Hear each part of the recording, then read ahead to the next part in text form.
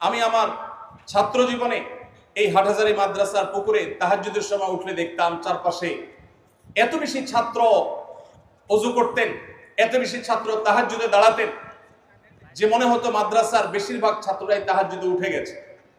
তাদের রোনাজারি ছিল শিখবার মতো, অনুপ্রাণিত হবার মতো। আমি হাতিয়া ফয়জুল্লাহ মাদ্রাসায় পড়েছি, সেখানে শতকরা 90% ছাত্রকে দেখতাম যে তারা তাহাজ্জুদের সময় উঠে নামাজ পড়ে। আমি আমার পরীক্ষার এমন দৃশ্যের কথা প্রায় মনে পড়ে বলতে পারি আপনাদের সাথে। হাতিয়াতে যখন আমি পড়ি ফয়জুল্লাহ মাদ্রাসা, মুফতি ফয়জুল্লাহ রহমাহুল্লাহর হাতে গড়া ছাত্র আমার উস্তাদ মুহতারাম মুফতি সাইফুল ইসলাম সাহেব রহমতুল্লাহি আলাইহি, আমার এই নামটি আহমদুল্লাহ নামটি যিনি নামকরণ করেছেন আমার উস্তাজে মুহতারাম উস্তাজে শফিক মুফতি সাইফুল ইসলাম সাহেব রহমতুল্লাহি আলাইহির মাদ্রাসায় আমার মনে আছে যে আমি যখন নাহবে মীর জামাতে পড়ি তখন আমাদের উস্তাজ এসে পরীক্ষা নেওয়ার সময় প্রশ্ন বলে দিতেন, আমরা প্রশ্ন লিখে নিতাম। লেখার পর উস্তাজ বলতেন, যাও যার যার রুমে চলে যাও, পরীক্ষার এই প্রশ্নের জবাব লিখে নিয়ে আসো।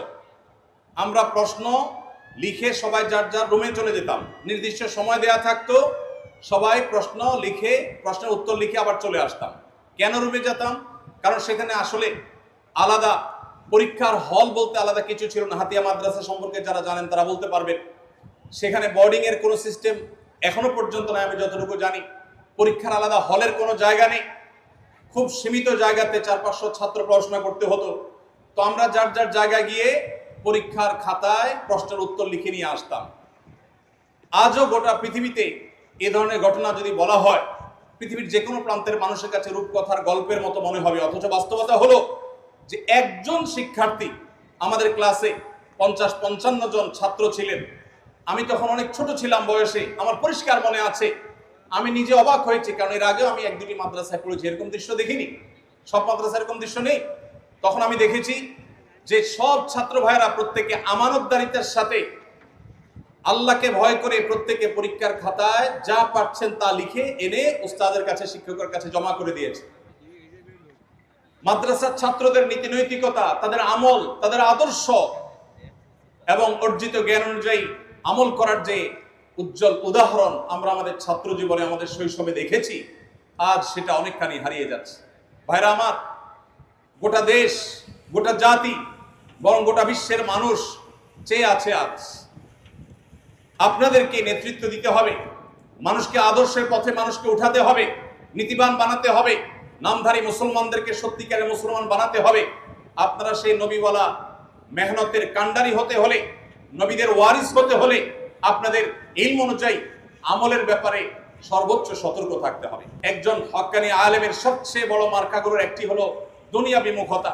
আমরা অনেকে কোরআন হাদিসের জ্ঞান অর্জন করি, অথচ দুনিয়ার প্রতি আকর্ষণ এত বেশি থাকে যে দুনিয়া আমাদেরকে আচ্ছন্ন করে ফেলে, আমাদেরকে গ্রাস করে ফেলে, আমাদেরকে গিলে ফেলে। পার্থিব বিভিন্ন মোহ এগুলো আমাদেরকে এমন ভাবে ছেকে ধরে যে আমাদের আদর্শের জায়গা থেকে আমরা সরে যাই, আমাদের লক্ষ্য, আমাদের টার্গেটের জায়গা থেকে আমরা বিচ্যুত হয়ে যাই, বিভ্রান্ত হয়ে যাই। অতএব একজন আদর্শ আলেম হওয়ার জন্য আপনার জীবনের লক্ষ্য ঠিক করতে হবে। পার্থিব জীবনে অর্থ আহরণ করা, অর্থ সংগ্রহ করা, অর্থ সঞ্চয় করা, সম্পদশালী হওয়া, এটা একজন আলেম, আপনি দায়ী হিসাবে, আলেম হিসাবে আপনার টার্গেট হতে পারে না। অতএব দুনিয়া বিমুখতার এই জায়গাটাতে আমাদেরকে আলাদা করে মনোযোগ দিতে হবে। আর এই কাজটিকে বাস্তবায়ন করার জন্য 4 নম্বর পয়েন্ট হলো আল্লাহর নেককার বান্দাদের সোহবত। আসাতিজা ইকরামের মধ্যে, সিনিয়র মুরব্বী উলামা ইকরামের মধ্যে যাকে আপনার ভালো মনে হয়, যার প্রতি আপনার আস্থা হয়, যাকে মনে হয় বিচক্ষণ, যাকে মনে হয় সত্যিকারের আল্লাহ ওয়ালা এবং মুত্তাকি, সেরকম মুরব্বী ওস্তাদদের সোহবত এবং সান্নিধ্য খুব বেশি জরুরি। আজ আমাদের মাদ্রাসার ছাত্রদের মধ্যে একটি অধঃপতন আমি দেখতে পাচ্ছি, আর সেটি হলো মাদ্রাসার শিক্ষার্থী ভাইদের, বন্ধুদের একটা বড় অংশ তারা নিজেদেরকে স্বয়ংসম্পূর্ণ মনে করে, উস্তাদ এবং মুরব্বীদের কোনো প্রকার তত্ত্বাবধানের প্রয়োজন মনে করে না। আশরাফ আলী থানভী রহমতুল্লাহ আলাইহি বলতেন, जो अपने आप को मुस्तकिल बिज़ात समझता है वो मुस्तकिल बज़ात है। যে নিজেকে স্বয়ংসম্পূর্ণ মনে করে সে আসলে কখনো স্বয়ংসম্পূর্ণ হতে পারে না। অন্তত দিন এটা কখনো আপনি নিজে নিজে এটাকে পরিপূর্ণতা দিতে পারেন না। এজন্য আমি আপনাদেরকে বলতে চাই, অবশ্যই আপনার মাথার উপর কোনো না কোনো বিচক্ষণ, সময় সচেতন আল্লাহওয়ালা, মুত্তাকি, মুখলেস, নিষ্ঠাবান, দূরদর্শিতা সম্পন্ন ওলামায়ে কেরাম বা মুরব্বীদের ছায়া আপনার উপরে থাকা দরকার। তাদের সাথে যোগাযোগ থাকা দরকার, কানেকশন থাকা দরকার, পরামর্শ থাকা দরকার, তাদের তত্ত্বাবধান দরকার, তাদের সোহবত দরকার। এই সোহবত ছাড়া প্রকৃত অর্থে জুহুদ, প্রকৃত অর্থে দুনিয়া বিমুখতা, প্রকৃত অর্থে আখিরাত মুখিতা, এটা প্রকৃত অর্থে কখনোই অর্জন হয় না। অতএব আমি আপনাদেরকে অনুরোধ করতে চাই, তরুণ ভাইরা যারা আপনারা আলিম হতে যাচ্ছেন ইনশাআল্লাহ, অবশ্যই আপনার জীবনে প্রতিটি গুরুত্বপূর্ণ বিষয়ে সিদ্ধান্ত নেওয়ার আগে, আপনার পথ এবং আপনার গন্তব্যকে ঠিক করবার আগে, আপনার প্রতিটি বিষয়কে ধার্য করবার আগে অবশ্যই আপনি যাদের প্রতি আস্থা রাখেন এরকম মুরব্বীদের ছত্র ছায়া, তাদের তত্ত্বাবধানে আপনি অগ্রসর হওয়ার চেষ্টা করবেন। এরপরে 5 নম্বর যে বিষয়টি বলতে চাই তা হলো, আজ আমাদেরকে সময়কে রিড করা জানতে হবে, সময়কে জানতে হবে, সময়কে বোঝা শিখতে হবে।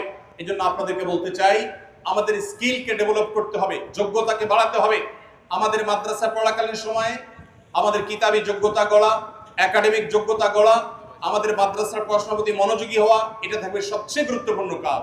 পাশাপাশি আমরা যখন কর্মস্থলে যাব, আমরা যখন কাজের ময়দানে যাব, তার আগে বিশেষ করে দাওয়াতি ফিল্ডে যারা কাজ করবেন তাদেরকে সময়ের ভাষা রপ্ত করতে হবে, তাদেরকে সময়ের গুরুত্বপূর্ণ বিষয়গুলো রপ্ত করতে হবে, রাজনীতি সচেতন হতে হবে, সমাজের পালসকে বুঝতে চেষ্টা করতে হবে।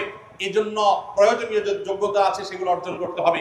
এই যোগ্যতাগুলোর অভাবে অনেক আলেম আছেন, তারা জ্বলে উঠতে পারছেন না, তারা জেগে উঠতে পারছেন না, তাদের ভাষাগত দুর্বলতা আছে, তারা ভালো বাংলায় কথা বলতে পারেন না, তারা অনেকে হয়তো ইংরেজি ভালো জানেন না, তারা কম্পিউটারে ভালো দক্ষ না, তারা সময় সম্পর্কে ভালো জানেন না, জনগণের চিন্তা ভাবনা কি সেটা তারা জানেন না, জনগণের মন এবং মস্তিষ্ককে তারা রিড করতে পারেন না, সাধারণ মানুষের ভাবনাগুলোকে তারা পড়তে পারেন না। এই কারণে যোগ্য মানুষ হওয়া সত্ত্বেও তারা সমাজের মানুষকে সেভাবে উপকার পৌঁছাতে পারেন না। এই জন্য আমার অনুরোধ আপনাদের প্রতি 5 নম্বর হলো যে আপনি দক্ষ আলেম হিসাবে নিজেকে গড়ে তুলবার জন্য, প্রভাবশালী আলেম হিসাবে গড়ে তুলবার জন্য, আপনি দাওয়াকে ইফেক্টিভ এবং মুয়াসসির দাওয়া দেওয়ার জন্য আপনাকে অবশ্যই সময়ের এই প্রয়োজনীয় বিষয়গুলো, যোগ্যতাগুলো, স্কিলগুলো আপনাকে অর্জন করতে হবে আলেম হওয়ার পাশাপাশি। তাহলে ইনশাআল্লাহ আপনি দেখবেন আপনি জ্বলে উঠতে পেরেছেন, আপনি জেগে উঠতে পেরেছেন, আপনি জাগাতে পেরেছেন, আপনি যেই অবস্থানে চলে গেছেন সেটা আপনি হয়তো কল্পনা করতে পারেননি। আমি আমার শৈশবে আমার মায়ের সে কান্না এখনো মনে হয় আমার কানে ভাসে। যখন মাদ্রাসায় যেতাম মা কাঁদতে থাকতেন, যখন বাসায় আসতাম, বাড়িতে আসতাম, নামাজের বিছানা মা কাঁদতে থাকতেন। আমার বাবার বহু কান্না এখনো কানে ভাসে। তাহাজ্জুদের সময় নিজে হয়তো ঘুমিয়েছিলাম, বাবার কান্নার আওয়াজে ঘুম ভেঙেছে, নাম ধরে ধরে দোয়া করতেন। তো সন্তানদের জন্য বাবা মার দোয়া অনেক গুরুত্বপূর্ণ। মনে রাখবেন, সন্তান যদি অমানুষ হয় তার ডিসক্রেডিট আপনার, সন্তান যদি মানুষ হয় তার ক্রেডিটও আপনার।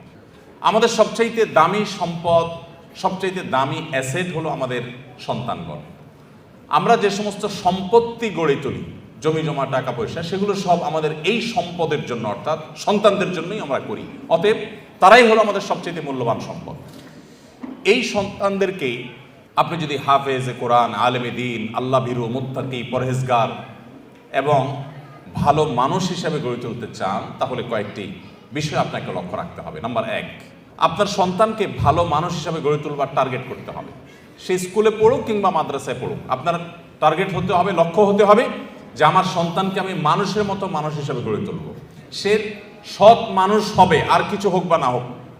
সে ডাক্তার ইঞ্জিনিয়ার হতে পারুক বা না পারুক, সে বিসিএস ক্যাডার হতে পারুক বা না পারুক, সে সেনাবাহিনীতে ভালো কোনো অফিসার র্যাঙ্কের চান্স পাক বা না পাক, সে ভালো পরিচিত পপুলার কোনো আলেম বা তুখুল কোনো হাফেজ হতে পারুক বা না পারুক, সে যেন ভালো মানুষ হয়, সে যেন মুত্তাকি হয়, সে যেন পরহেজগার হয়।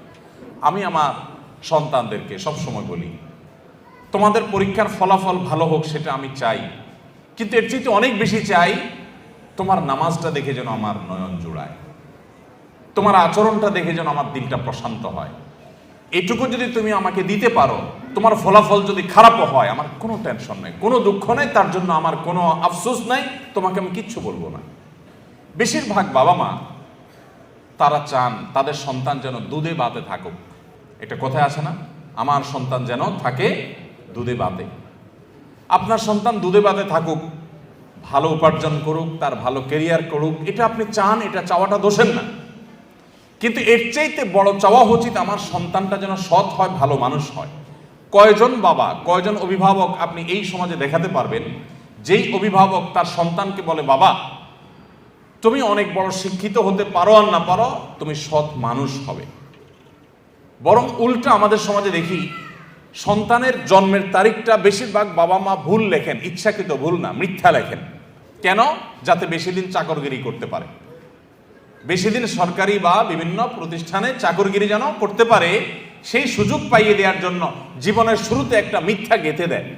অনেক বাবা মা আছেন যারা বিভিন্ন স্কুলে তাদের সন্তানরা যে পড়াশোনা করে তাদের জন্য নকল কিনে এনে সন্তানদেরকে সার্ভ করে দেন, সাপ্লাই করে দেন।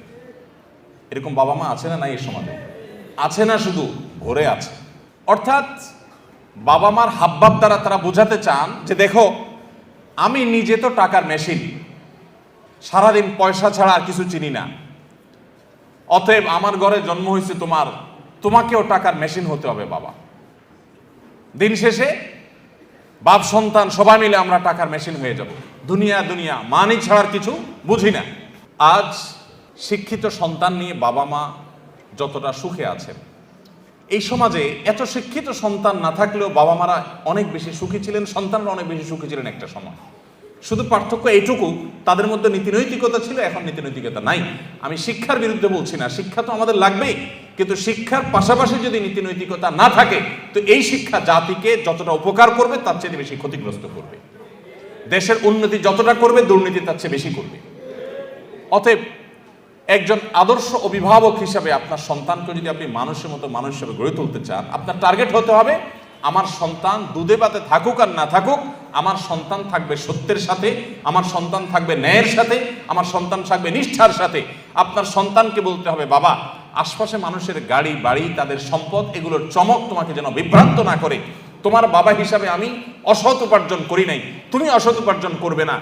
এদেশে কিছু আদর্শবান মানুষের বড় বেশি প্রয়োজন। বড় দুর্ভিক্ষ চলছে।